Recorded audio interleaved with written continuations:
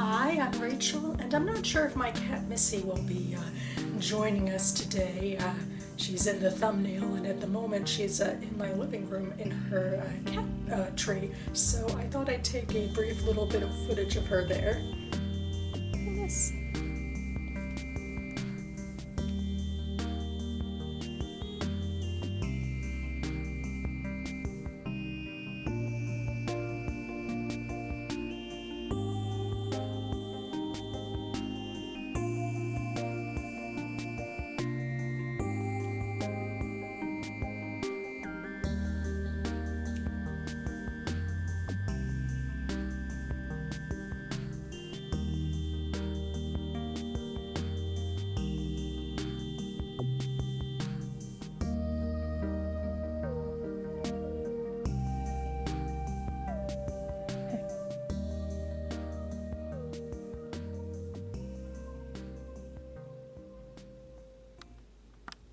So this is my June 2018 book haul, and you might have seen in an earlier video in May that I went to a local book festival and went to my Friends of the Library used book sale in part to get a $3 off gift certificate to the local Friends of the Library bookstore. And I didn't have any books to haul this month, so I figured I'd go there and see what I could find. I also took my camera along with me.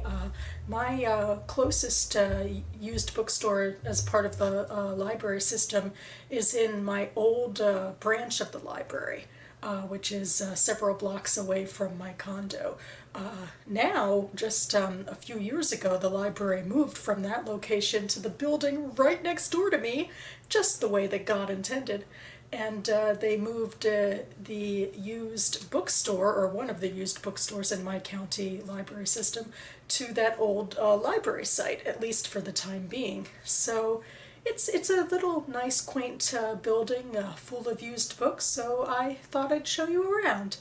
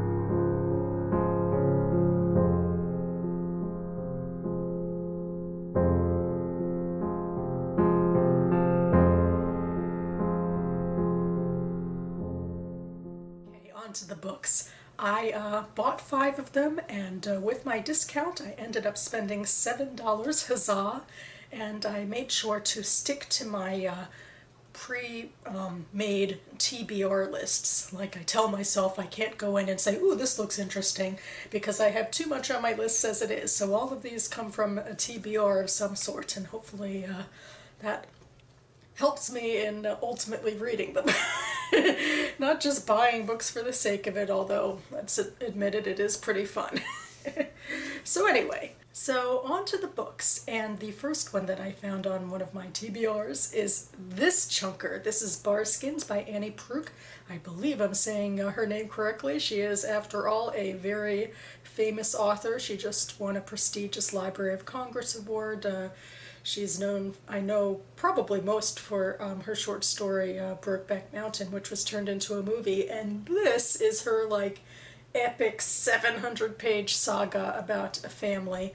I've actually eyed it in several used book sales before I got the courage to go ahead and buy it. I finally decided maybe third time's a charm, and I went ahead and I added it to my cart at this bookstore. Certainly a perk was the price too, but I was intrigued by the sound of this ever since, you know, it was being promoted when it first came out. So I'll read from the flap. In the late 17th century, two penniless young Frenchmen, René Selle and Charles Duquet, arrive in Canada, then known as New France, and I apologize for my French. Bound to a feudal lord, a seigneur, again, apologies, for 3 years, in exchange for land, they become woodcutters, barskins. Selle suffers extraordinary hardship. Oppressed by the forest he is charged with clearing. He is forced to marry a Mi'kmaq woman, and their descendants live trapped between two inimical cultures. Duquet, crafty and ruthless, runs away from the seigneur, becomes a fur trader, and then sets up a timber business. Crook tells the stories of the descendants of Selle and Duquet over 300 years, their travels across North America to Europe, China, and New Zealand under stunningly brutal conditions. The revenge of rivals, accidents, pestilence, Indian attacks, and cultural annihilation. Again and again, they seize what they can of a presumed infinite resource, leaving the modern-day characters face to face with possible ecological collapse. Crook's inimitable genius is her creation of characters who are so vivid in their greed, lust, vengefulness, or their compassion and hope, that we follow them with fierce attention. Annie Proulx is one of the most formidable and compelling American writers, and Barskin is her greatest novel, a magnificent marriage of history and imagination. So yeah, let me check. This is 717 pages, including the acknowledgments, and it definitely seems like it's worth it, with 300 years of history and family drama baked in, so I'm pretty hopeful. She is a very well-known literary author, and as scary as it is to read something so large, I think it's going to be a really good ride. This next book kind of feels like it's in the same ballpark of length. This is 472 pages, but I guess the book is feels a little larger. It's an old library book called A Dual Inheritance by Joanna Hirschen.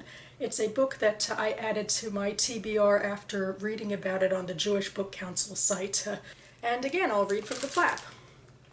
From accomplished author Joanna Hirschen comes an engrossing new novel of passion, friendship, betrayal, and class, and their reverberations across 3 generations. Autumn 1962, Ed Kantowitz and Hugh Shipley, they meet in their final year at Harvard. Ed is far removed from Hugh's privileged upbringing as a Boston Brahmin, yet his drive and ambition outpace Hugh's ambivalence about his own life.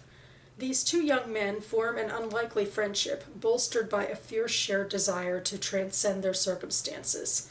But in just a few short years, not only do their paths diverge, with one rising on Wall Street and the other becoming a kind of global humanitarian, but their friendship ends abruptly, with only one of them understanding why.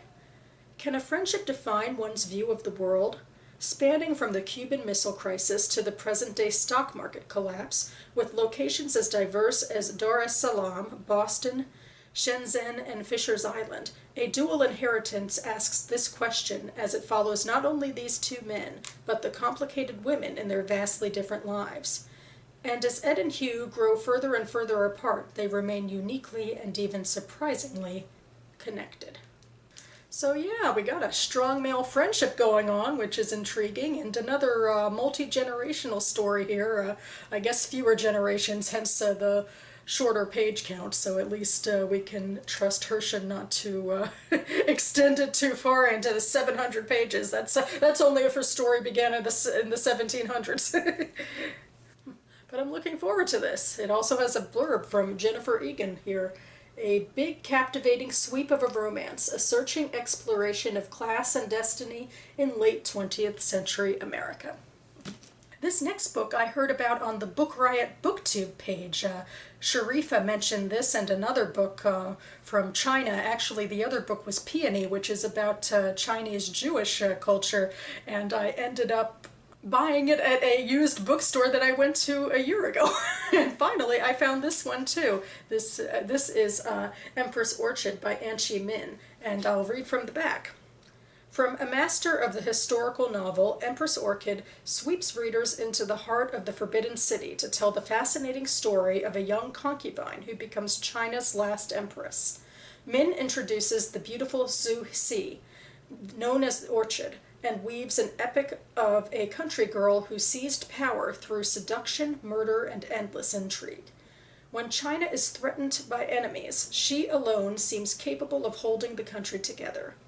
In this absorbing companion piece to her novel Becoming Madame Mao, so called by the New York Times in their review, I assume, readers and reading groups will once again be transported by Minh's lavish evocation of the Forbidden City in its last days of imperial glory, and by her brilliant portrait of a flawed yet utterly compelling woman who surprised and ultimately dominated a male world. So yeah, a double whammy here. We got a strong female leader to a nice fleshed out character, hopefully, and look into a culture that I'm certainly not that familiar with the end of Chinese dynasties, and looking forward to getting more historical grounding.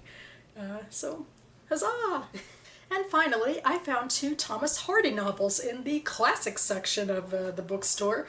Last summer, I actually did a buddy read with Curtis of Curtis Books and Films. I believe he changed his channel name a little, but that's his channel name from way back then. But we read The Native Son by Thomas Hardy, and it further propelled me to read or look into 2 of his more well-known and more approachable books, because why not now that I've done that one? So I picked up these 2. This is Far from the Madding Crowd, and this is Tess of the D'Urbervilles, and these are both Signet classics because I thought they were pretty and because they were available. So that about covers it for me now. I'm still on a little bit of a high myself. Yesterday at my writing group, I shared the final chapter of my novella, and my group was very supportive of that, just supportive of the idea that I made it through a draft, and the draft is tenable.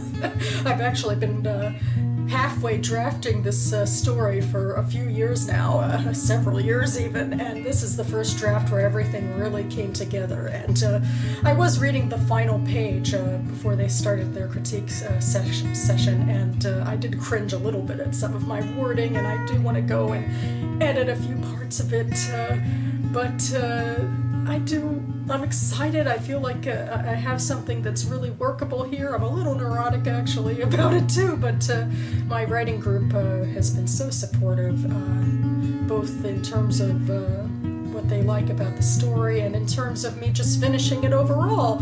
So it's so nice to have them rooting for me as I move forth with this. I'm going to be actually filming my spring 2018 wrap-up for my writing goals in a few days, and also I'll be talking a bit more about what's coming up next for me, but it's very exciting.